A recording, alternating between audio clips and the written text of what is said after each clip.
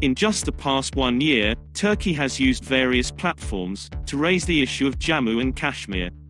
But India has time and again told the West Asian country that it is an internal affair.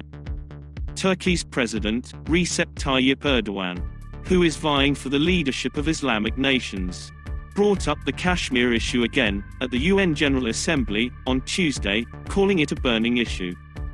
He criticized the abolition of the special status of Kashmir, saying that steps taken after it further complicated the problem. The controversial leader said that it is important to solve the Kashmir issue through dialogue.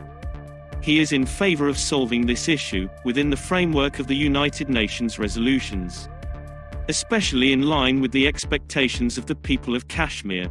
Just last week, India slammed Pakistan, Turkey, and the Organisation of Islamic Cooperation at the 46th session of the Human Rights Council over their comments on India's internal matters. India, on Tuesday, came down heavily on Turkish President Recep Tayyip Erdogan after the latter made remarks on Kashmir during his United Nations General Assembly speech. India said that Erdogan's speech was an act of gross interference in New Delhi's internal affairs, and that it was completely unacceptable.